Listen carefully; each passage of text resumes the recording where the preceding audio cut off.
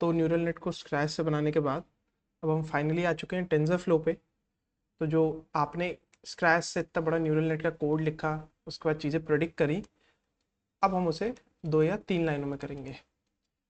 लेकिन इन सब चीज़ों की ज़रूरत क्यों थी, क्यों हमने स्क्रैच से बनाया, इतनी मेहनत करी, इतनी मैथमेटिक्स पढ़ी, जब भी 2 या 3 लाइनों में हो जाता है।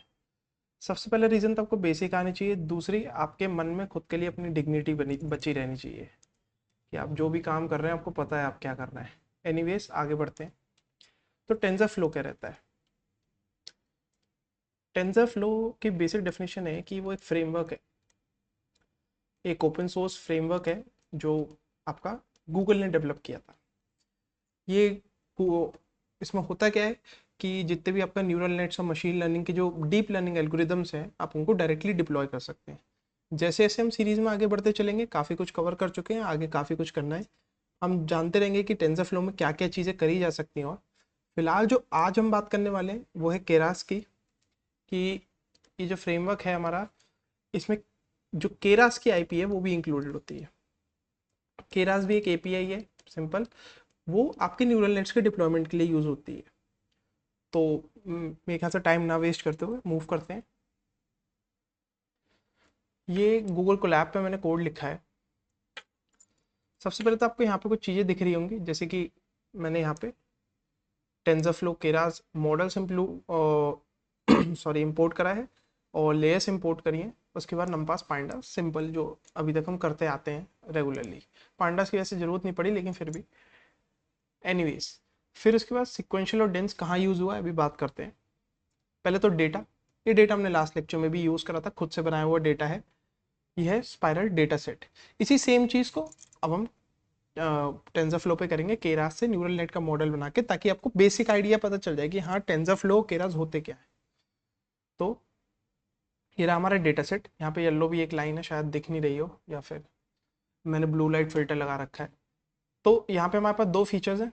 यहाँ पे आपको दिख रहा होगा ये 2D है, एक्स जो हमारा इनपुट है, और वाई हमारी क्लासिफिकेशन है। 0, 1 एंड 2 तीन क्लासिफिकेशन है, तीन अलग अलग कलर्स के लिए।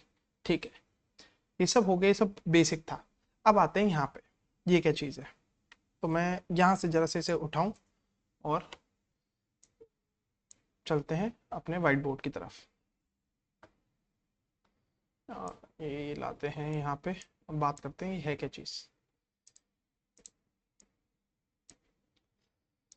तो यहाँ पे हमने क्या किया है, जो न्यूरल नेट का मॉडल था वही सिंपल, जो इतना सब कुछ हमने कोड लिखा है। इंस्टेड हमने सिक्वेंशियल, आपने देखा कि शुरू में इंपोर्ट करा था कि भाई टेंसरफ्लो केरास डॉट मॉडल्स में हमने सिक्वेंशियल इंपोर्ट करा था, और उसी को हम यहाँ पे यूज़ कर रहे हैं। ये रहा हमारा सिक्वेंशियल। तो ये सिक्वेंशियल क्या करता है, और ये डेंस क्या है? डेंस रहता है कि हमारी, कि कितने हमारा जो लेयर है, एक पर्टिकुलर लेयर है, उसमें कितने न्यूरॉन्स है और कौन सा एक्टिवेशन फंक्शन है। यहाँ पे हमने देखा था कि किस तरीके से इनपुट आता है, फिर एक वो एक्टिवेशन फंक्शन, चाहे वो रेलू हो या सिग्मोइड हो, या जो भी एक्टिवेशन आपका फंक्शन रहता है, यहाँ पे जेड कैलकुलेट होकर एक्टिवेशन फंक्शन में आता है। तो ये हमारा एक्टिवेशन फंक्शन हम यहाँ पे डिफाइन कर सकते हैं। यहाँ पे आपको दो दिख रहे हैं, रेलू और सॉफ्टमैक्स, इन दोनों के बारे में बहुत डिटेल में बात हो चुकी है। और यहाँ पे हम डिसाइड करते हैं इस जगह कि कितने हम न्यूरॉन्स रखेंगे। तो यहाँ पे मैंने 32 डिसाइड करा है। आप कुछ भी कर सकते हैं, अलग अलग चीज़ों से ट्राई करिए, अलग अलग इनपुट्स आउटपुट्स देखिए। तो बहुत बेसिक सा लेक्चर है, बस ये थोड़ा सा ब्रश अप करने के लिए कि चीज़ें होती क्या है। तो फिर उसके बाद मैंने यहाँ पे डिफाइन किया 32 है, यहाँ पे ऐसे 32 न्यूरॉन्स है पहले, और इनपुट शेप मैंने दे दिया क्योंकि दो हमारे पास फीचर्स थे। तो मैंने उसे बता दिया कि हमारे पास दो तरीके के इनपुट आएंगे, वो इन 32 में डिस्ट्रीब्यूट करो। ठीक है, उसके बाद मैंने कहा है इन 10 के बाद एक और लेयर, डेंस हमारा ये बताता है कि एक लेयर और आ चुकी है, यहाँ पे डेंस है, तो यहाँ पे और ये है 10 न्यूरॉन्स यहाँ पे होंगे हमारे। फिर उसके बाद एक फाइनल लेयर होगी। हमारे पास तीन क्लासिफिकेशन है, तो तीन क्लासिफिकेशन यूज करने के लिए हमें तीन न्यूरॉन्स की जरूरत पड़ेगी। दो में तो हमें एक की जरूरत पड़ती थी, क्योंकि या तो वो 0 क्लासीफाई होगा या 1 क्लासीफाई होगा, लेकिन तीन में हमें जरूरत पड़ेगी क्लासीफाई करने के लिए, क्योंकि या तो हमारे पास 100 होगा, या 010 होगा, या फिर 0 0 1 होगा। जैसे कि हमने आउटपुट में देखा था, ये 1 को रिप्रेजेंट कर रहा है, 0 को रिप्रेजेंट कर रहा है, ये 1 को रिप्रेजेंट कर रहा है, ये 2 को रिप्रेजेंट कर रहा है। ये वन हॉट एनकोडिंग कर दी सिंपल। अभी दिखाऊंगा मैं, वो भी करी हमने। तो डेंस और ये मॉडल सिक्वेंशियल का पूरा काम यही था।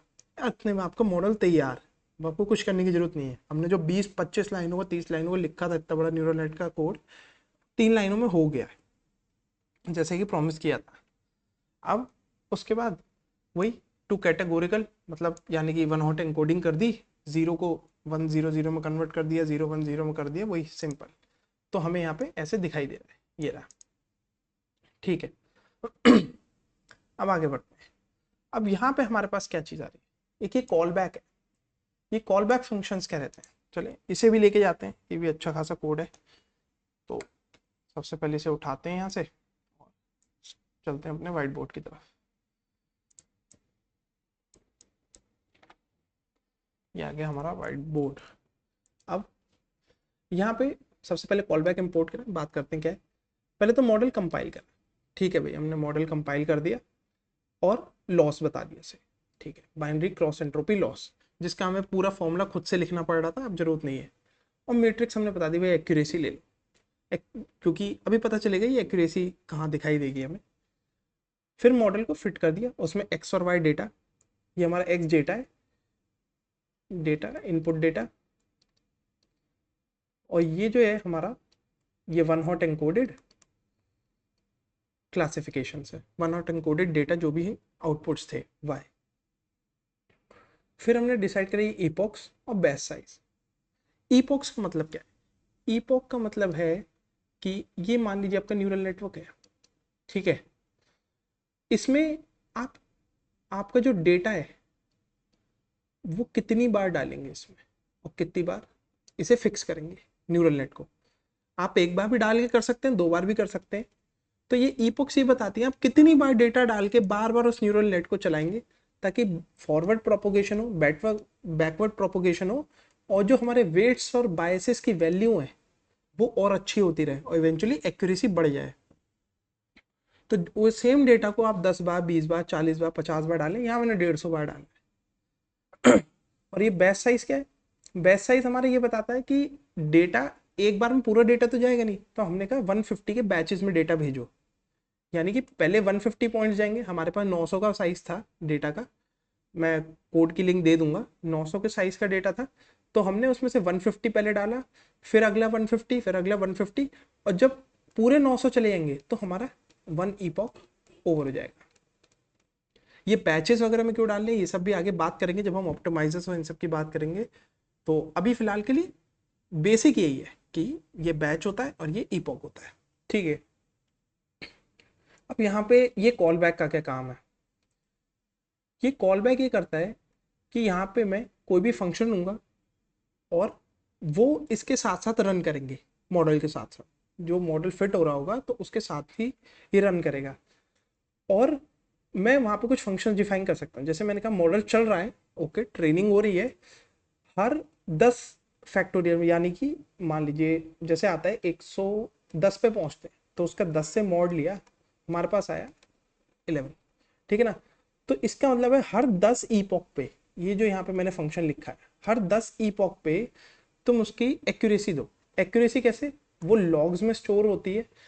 लॉग्स हमारा जो होता है वो यहाँ पे मैट्रिक्स वगैरह जो भी हमारे हैं उसमें स्टोर होता है, और लॉस, ये 2-3 चीजें हैं जो हमारे लॉग्स में रहती हैं कि उस सर्टेन ईपॉक पे क्या हो, कितनी एक्यूरेसी है और कितना लॉस है, ये हमें ये बताएगा।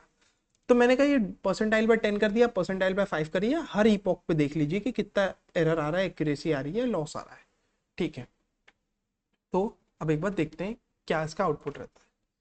इतना सब कुछ कर दिया, कॉल बैक आपको समझ में आ गया। कॉल बैक में कई सारे फंक्शन लिख सकते हैं आप अपनी तरफ से, कुछ भी लिख सकते हैं, मॉडल इज ट्रेनिंग और समथिंग जो भी आप चाहें, कि इतने ईपॉक हो गए, आप ये भी लिख सकते हैं कि आफ्टर 10 ईपॉक ये प्रिंट कर दो। ठीक है। तो यहाँ हम नीचे पहुँचते हैं, हल्के हल्के से नीचे पहुँचते हैं फाइनल लास्ट पे। तो आप देखें कैसे कैसे एक्यूरेसी बढ़ती जा रही है, लॉस कम होता जा रहा है, और हमें यहाँ पे ईपॉक दिखाई दे रहे हैं कि कितने ईपॉक हो गए हैं। ठीक है। तो इवेंचुअली 150 ईपॉक हमारे पूरे हो गए। ये 6 क्या है, 6 इसलिए क्योंकि 900 डिवाइडेड बाय 150 हमारे पास 6 बैचेस हैं, तो ये नंबर ऑफ बैचेस बता रहा है कि कितने बैचेस हुए हैं। ओके, अब ये सब हो गया, हमारा मॉडल ट्रेन हो चुका है। अब फाइनली इस मॉडल को ट्रेन करा मैंने मैश ग्रेड वाली, ये चीज़ पे बात कर चुके हैं कि ये कैसे मैश ग्रेड वगैरह मैंने यूज़ करा है, इस बारे में फिर डिटेल में नहीं जाएंगे। तो मैंने वही डेटा लिया और आउटपुट प्रेडिक्ट करा for each and every point. तो हमारे पास कुछ इस तरीके का आउटपुट आया। आप देख सकते हैं, मैच कर सकते हैं कि लास्ट लेक्चर में हमने खुद से एक बनाया था न्यूरल नेट, उसका और इसका, हमारे पास एक सेम स्ट्रक्चर सेम क्लासिफिकेशन बन के आ रही है। तो बेसिक्स हमारा कि टेंसर फ्लो और केरा का आर्किटेक्चर क्या होता है, किस तरीके से न्यूरल नेट आप डिज़ाइन कर सकते हैं यूजिंग केरास, ये इस लेक्चर में हमने बात कर ली। धीरे धीरे ऑप्टिमाइजर्स वगैरह और ये सब चीज़ें हम पढ़ेंगे, रेगुलराइजेशन वगैरह, तो हम और जानेंगे कि टेंसर फ्लो क्या होता है, क्योंकि उसके बिहाइंड मैथ है, वो कवर करेंगे, फिर उसे टेंसर फ्लो में इम्प्लीमेंट करेंगे। ऐसे ऐसे करते करते धीरे धीरे कंप्यूटर विजन और एनएलपी तक भी बात पहुंचेगी। तो फिलहाल सब्सक्राइब करिए और एटलीस्ट शेयर कर दीजिए। Thank you.